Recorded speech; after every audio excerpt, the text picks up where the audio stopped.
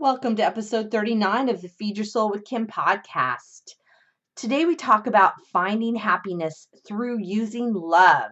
You know, February is the month of love, and we're going to go all in and talk about how happiness can feed your soul, discover 5 ways to increase your happiness now, and learn how love increases your happiness. Let's get started.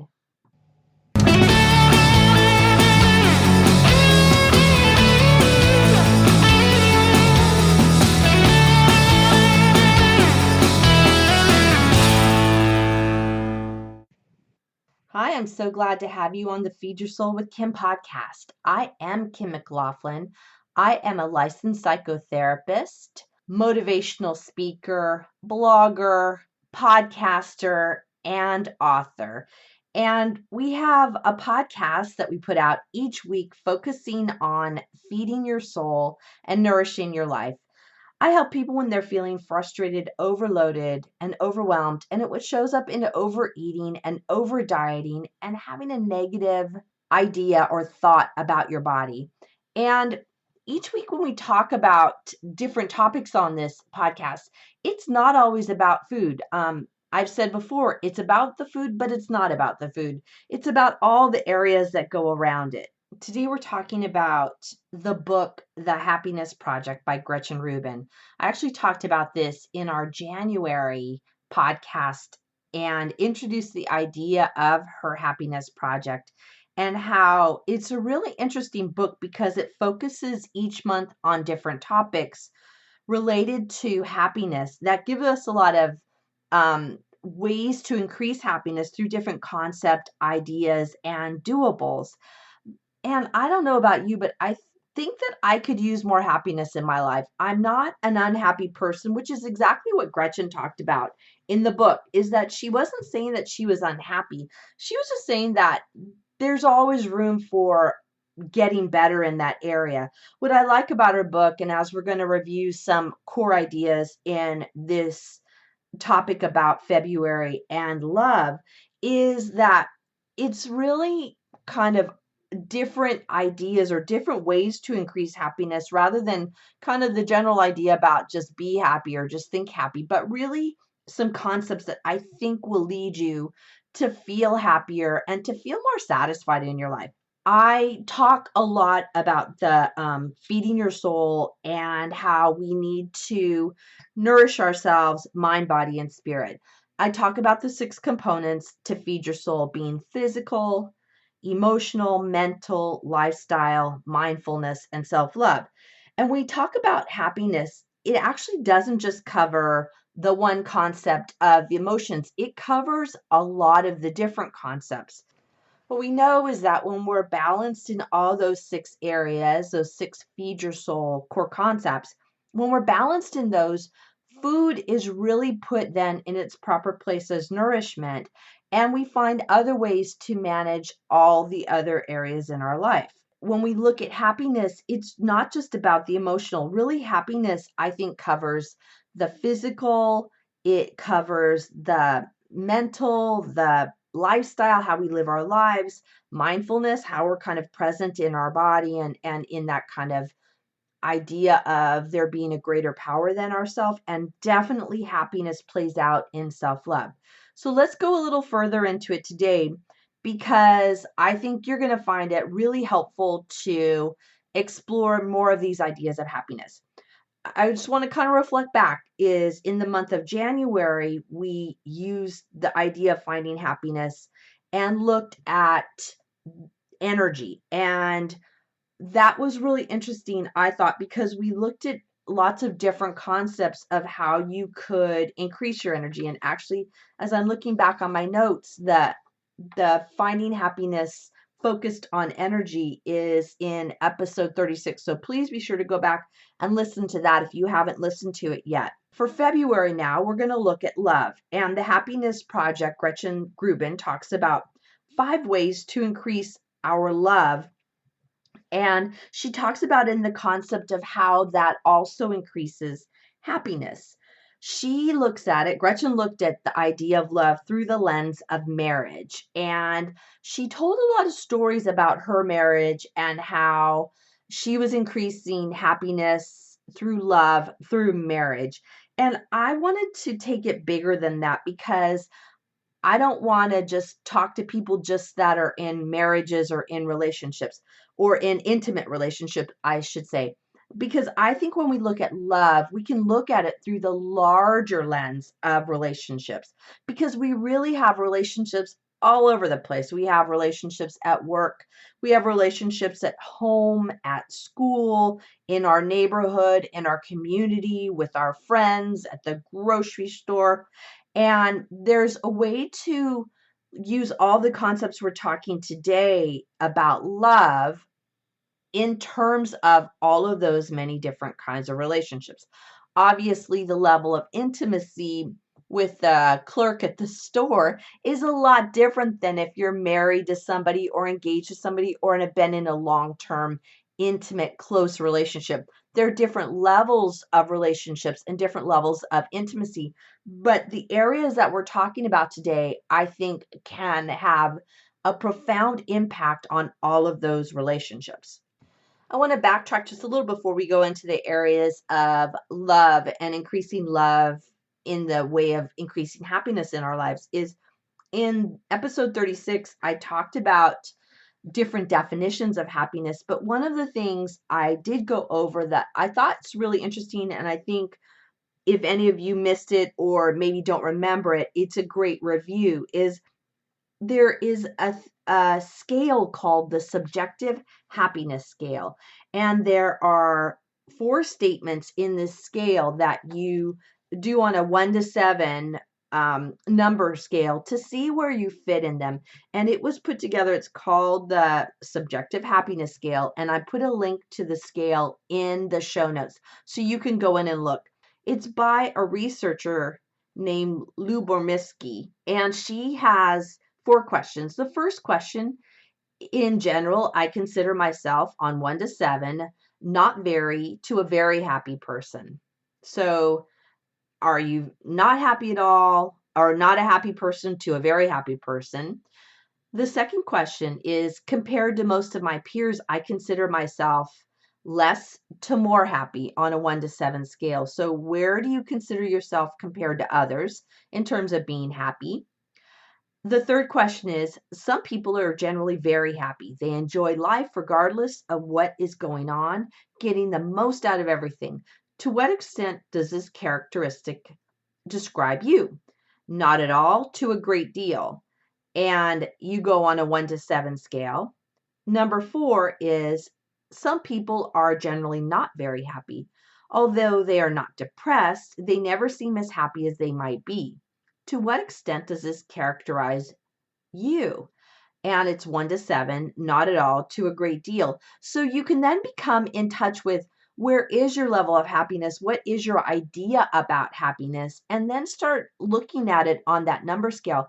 What I like about that number scale is that then you can track it over time. Each month when you listen to this podcast about happiness, you can see whether it feels like it's increasing. It might not increase a lot or a big amount, but just any little shifts, any movement towards happiness can feel real good and can help you feel better in your life.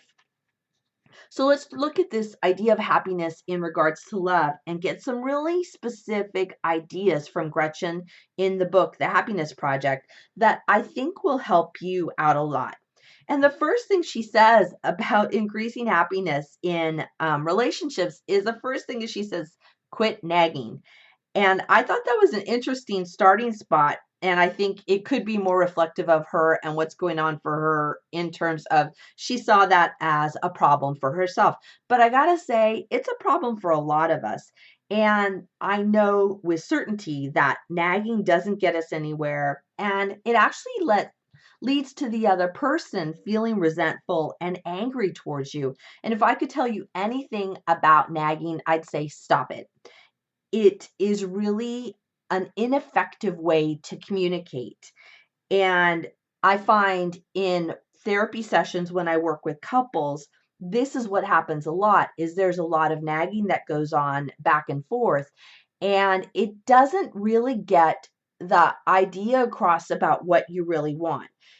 my suggestion is kind of, if we want to go global and what could you do about nagging, is start noticing it. Start noticing when you're doing it and noticing what is it you are really asking for. I think generally we're asking for other people to do things, and sometimes we might just need to do it ourselves just to get it done. And it's also, the nagging comes into play when we're not getting the support that we think we need, or the support we desire, or the support from other people around us. And we don't know how to have that kind of important conversation about, I need this thing done, or I want to get this done, or this would make me feel better if this was done, because we're afraid sometimes to really ask for what we need, and it comes out in nagging, and then it comes out in anger, and those do not get the point across to other people. They're really ineffective forms of communication. So stop the nagging and find a different way to address the issue with the other person. And that nagging is not a part of being in that kind of happiness, peaceful way of being. Hi, everyone. This is Kim, and my book is out. Feed Your Soul, Nourish Your Life, a 6-step system to peace with food is live. I recommend you get it. It has all my 6 components of feeding your soul, as well as my own story. Pick it up now. You can find it on my website at feedyoursoulunlimited.com. Thanks. The next thing Gretchen talks about in terms of increasing happiness through love and through relationships is, she says, don't expect praise or appreciation, which I thought was really interesting, because we often want to be appreciated and we want to be noticed and we want to be recognized. But she says don't expect that. So that really made me think about, why would we expect appreciation and expect praise, and what happens when we don't get it? Because what happens is, when we have this expectation of having things have to be a certain way, often it doesn't go that way. In relationships, it generally doesn't. If you think it should be a certain way, if you think somebody should praise you or appreciate you, it doesn't always happen. Or you might get the praise or appreciation, but not necessarily said in the way you want it to be said, or come across in the way you want it come across. Let's say you wanted, for appreciation, let's say you wanted flowers from somebody to be appreciative of something that you've done and you think you deserve it, but they might say, good job. And it doesn't feel like enough, or it doesn't really feel like praise or appreciation to you. And you can end up feeling really upset and angry for not getting the appreciation or the praise that you think you deserve. I know it feels good to be acknowledged. I know that is a really common human need, but sometimes it just doesn't happen. And I want you to consider the idea of going in and having a deeper look inside of you about what's driving this need for that appreciation and that praise. And what would it mean to you to have it from another person? If you're having that thought or feeling about needing praise or appreciation, ask yourself, what am I looking for? What am I needing? And I think the first place for praise and appreciation really is from yourself towards yourself, and a noticing of the things that you like that you do, the things that you think are good, and the things that you think are quality, and really giving yourself praise. We don't do that a lot in our society. We don't end up saying, I did a really good job and I feel good about myself and what I did.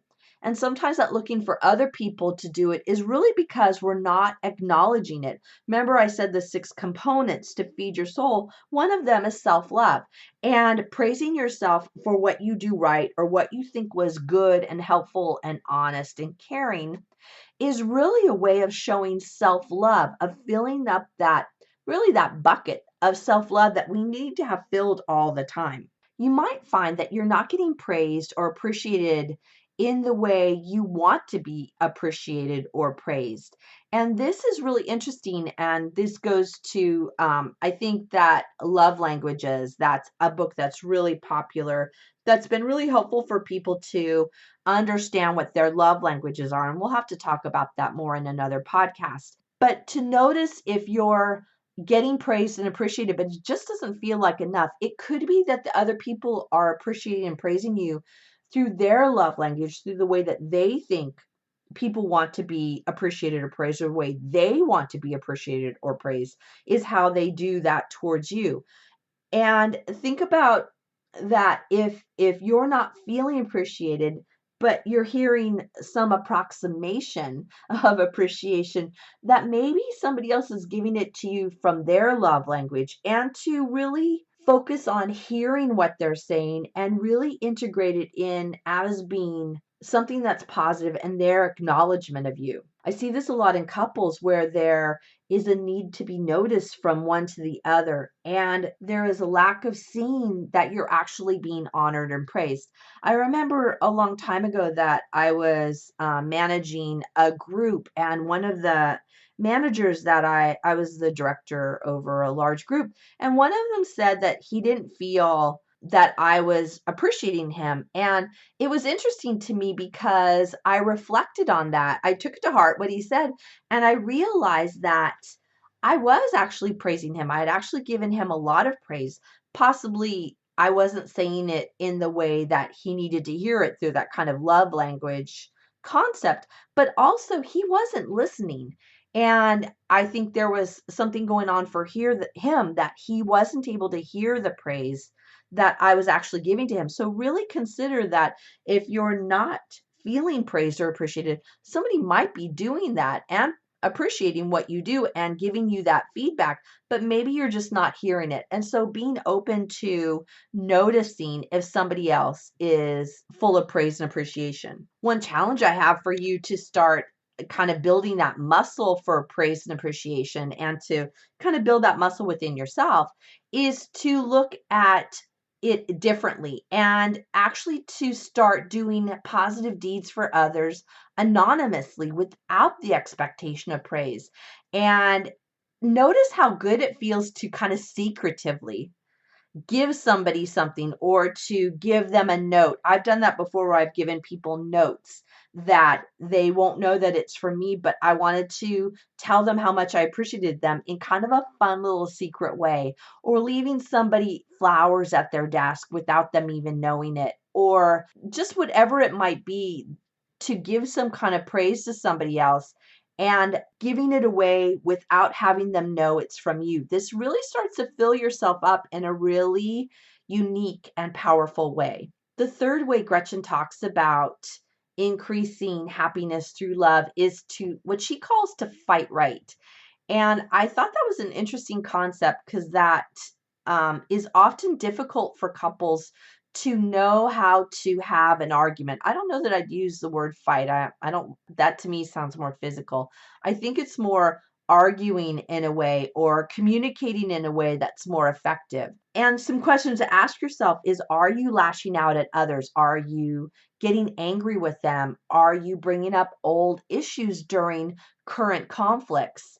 And what we know is, with communication, those don't work. That kind of really angry outbursts, having large arguments that go over a long period of time, bringing up old issues, that doesn't work, and it's never successful. The other things that I think to look at is the style of communication. And what I know when I work with couples, that saying anything like "you never," "you always," those are always going to get you in trouble, because nobody always does anything and nobody never does things. It's just, those are absolutes that just aren't true. And then that ends up leading to a greater argument, because they're just not well worded phrases, and they really show frustration on the part of the person who's saying them, rather than being a real great engagement in effective communication. Another thing I want to bring up in terms of arguing in a way that's more constructive is to really start noticing when you're sarcastic. This is another area with couples that, when I notice that there is a sense of sarcasm, that it will then be played off as, "Oh, I was just joking." Well, you're not. When you're sarcastic like that and making these kind of targeted statements, they're really come from a place of anger, and own that, and own how you feel, and own what's going on for you, because sarcasm doesn't work, and it doesn't get across your concept it ends up really being unfair and it doesn't solve the problem. I like the idea of identifying what's really going on for you in the moment and stating it really clearly and succinctly. And when you do that, don't bring up past transgressions. Really focus on the issue at hand right now and address it before you go into anything from the past. The fourth area that Gretchen talks about is no dumping. And that's an interesting idea to talk about in terms of increasing happiness through love. And what she talks about is really dumping on your partner all of your ideas or all of your insecurities. And it really can be kind of something that's overloading to a partner to hear all of the negative feelings that you have, all of the things that bother you, because it can be draining and it can be draining on a relationship. What I know is that there's a point where when you share what's going on for you, how you're feeling, and that's not dumping, just sharing how you feel can create a sense of intimacy, and it helps the person that's with you acknowledge your struggles so that they know what's really going on for you and with you. But when it becomes a constant dialogue of what you don't like and what you find as being angry, and it's just going on and on, that feels like the other person is being dumped on. And it doesn't feel good and it doesn't increase closeness and love, nor does it increase happiness. So, what I suggest is if you look at areas that you're talking about, and if it really seems that you're complaining about feeling insecure, that it's okay to talk about it, but look at it if it goes on over a long period of time and find a way to get help for it.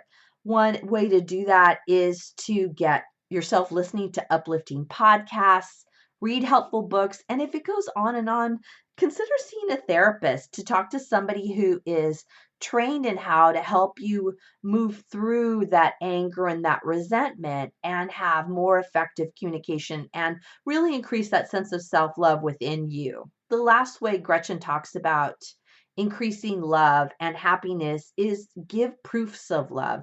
And I think of that the way I think of it is, how do you show love and how do you show affection? And how do you do that in relationships? And it's not necessarily, once again, that it's just in intimate relationships, but in all the people around you. How do you show that you care about them? How do you show that you like them and that you feel good about the relationships? And, there are a lot of ways to do that that are really effective. Obviously, if it's a close person that you're with, hugging or saying, I love you, it goes a long way. But for other people that are around you, to show that sense of appreciation or to show that sense of connection, I think you have to consider what feels comfortable for you instead in terms of showing proofs of love. And it can be physical, it can be emotional, it can be through acts of service or giving, but really focus on, how do I give proofs of love, rather than, a lot of times what we think of is, how do I want to receive it? How do I need to receive it? The more we give out, actually, the more we get back from others. And I think that's what Gretchen is talking about in this last idea of give proofs of love. So consider, what are you doing that shows other people that you like them, that you love them, that you care about them?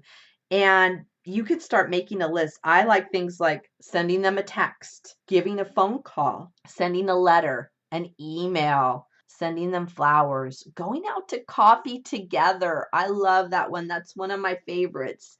Putting your hand on their shoulder to say, I care about you. I notice you. There are so many ways to show affection and love, and consider what are your ways and start doing that more and more. As we do in every podcast, we talk about doables, about what you can do differently. Today, we talked a lot of doables. I think every idea we talked about increasing happiness through love, that there are lots of doables. But I think some of the major ones can be, how am I going to show love to others? How might I do that anonymously? How can I communicate in a different way that's more effective with somebody else?